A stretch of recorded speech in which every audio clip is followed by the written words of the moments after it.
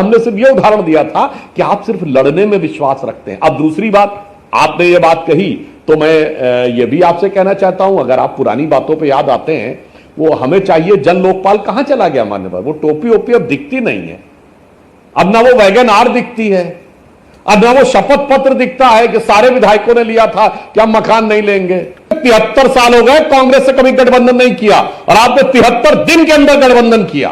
पहले कसम खाई कि कांग्रेस की, कसम खाता हूं कि कांग्रेस से समर्थन नहीं लूंगा, उसके बाद पत्र लिख के गिड़गिड़ाए कि हमको समर्थन दीजिए, और पहली बार उनके दम पे सत्ता में आए जिनको भ्रष्टाचारी, चोर, बेईमान कहते हुए नहीं लगाते थे। इसलिए मान्यवर, किसने कहा मधुर संबंध? मधुर संबंध तो आपने बनाए। पहले आपने कटु संबंध बनाए, गाली देने वाले संबंध बनाए, फिर अपने मतलब के लिए मधुर संबंध बनाए।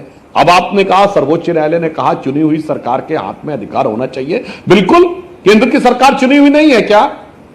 तो केंद्र शासित प्रदेश में चुनी हुई सरकार के हाथ में अधिकार नहीं होना चाहिए। कहा सर्वोच्च न्यायालय ने कि चुनी हुई केंद्र शासित प्रदेश के अंदर की ही चुनी हुई सरकार के हाथ होना चाहिए, केंद्र की चुनी हुई अधिकार में नहीं होना चाहिए। या आप अपने हिसाब से उसका इंटरप्रिटेशन लेने का प्रयास करते हैं, और इसीलिए मैंने यह बात कही थी कि यदि यह गलत होता तो सिरे से एकदम पहले ही समय में वो खारिज कर दिया जाता। दूसरा, अरे मैंने पुलिस का उदाहरण क्यों दिया था? जो आप कहते हैं इस नियम में हमें ये पावर नहीं है, इतने पढ़े लिखे तो है ना आईआईटी ग्रेजुएट केजरीवाल जी की, उन्होंने दिल्ली का 239AA एक्ट पढ़ा होगा कि वो पुलिस उनके अधिकार में नहीं तो पुलिस पे कार्रवाई नहीं कर सकते। तो ये शब्द कहते थे कि तुम स्ट्रिंग कर लेना, हम कार्रवाई करेंगे। जब विभाग ही आपके हाथ में नहीं है, वो तो सिरे से कभी नहीं था विभाग में, मगर जनता को भरमाना था।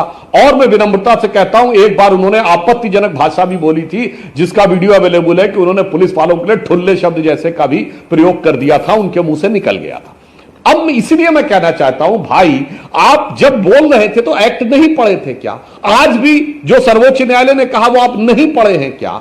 आज भी सर्वोच्च न्यायालय ने जो प्रदत्त शक्तियां दी हुई हैं, बहुत साफ लिखा है कि वो केंद्र सरकार के द्वारा पारित नियमों के अधीन होंगी। इस पर कौन सी समस्या? हमने सिर्फ यह उदाहरण दिया था कि आप सिर्फ लड़ने में विश्वास रखते हैं। अब दूसरी बात, आपने ये बात कही तो मैं ये भी आपसे कहना चाहता हूं, अगर आप पुरानी बातों पर याद आते हैं, अब आपको पता है जो पूर्ण राज्य इनको मिला है पंजाब में, इनके चीफ मिनिस्टर जितने बड़े काफिले में चलते हैं ना, वो कैप्टन अमरिंदर सिंह और प्रकाश सिंह बादल के लश्कर से बड़ा लश्कर जर्रार में चलते हैं, और ये कह रहे एसीबी उनसे ले ली गई, तो इस कारण ये कार्रवाई नहीं कर पा रहे हैं। तो मैं पूछना चाहता हूं, कैप्टन अमरिंदर सिंह की सरकार के खिलाफ जितने भ्रष्टाचार के आपने खूब जोर जोर से बोला था, 2 साल में क्या कार्रवाई हुई है बताइए? वहां तो पूर्ण राज्य है ना, कितनी कार्रवाई कर दी है बताइए? जन लोकपाल वहां पारित कर दिया है क्या बताइए? तो अभी ये कहेंगे हमने दिल्ली में भेज रखा था जन लोकपाल। अरे दिल्ली में कब भेजा था और उसके अंदर क्या लिखा हुआ था? चलो दिल्ली में आप कहेंगे एलजी ने पारित नहीं किया, ठीक है। मैं दर्शकों को बताना चाहता हूं प्राची जी, इस पार्टी ने अपनी पार्टी के अंदर एक लोकपाल नियुक्त किया था, और वो छोटे मोटे व्यक्ति नहीं थे, वो थे एडमिरल रामदास। और जैसे ही लगा कि केजरीवाल जी से पटरी नहीं खाती है, वो जो टोपी पहने थे बाहर तो छोड़िए, अंदर भी टोपी उतार दी, एडमिरल रामदास को दूध में मक्खी की तरह निकाल बाहर कर दिया, यानी अपनी पार्टी में लोकपाल खत्म कर दिया। इसलिए, और जहां तक आपने कहा हम माफी मांगे, जनाब आप तो कह रहे हैं हम माफी मांगे, आपके नेता तो माफी मांग चुके हैं। कहां? सर्वोच्च न्यायालय में, जनता में नहीं। एक नहीं 4-5 नेताओं के खिलाफ मानहानि के मुकदमे में झूठे आरोप लगाने के लिए अनकंडीशनल अपोलॉजी, जिसमें कपिल सिब्बल जी भी थे, हमारे जेटली जी भी थे, नितिन गडकरी जी भी थे, शायद मनीष तिवारी भी थे, और एक अकाली दल के नेता भी थे। तो आपकी बातों की प्रामाणिकता सर्वोच्च न्यायालय को मानता हूं, बहुत कह रहे हैं ना, सर्वोच्च न्यायालय में साबित हो चुकी है।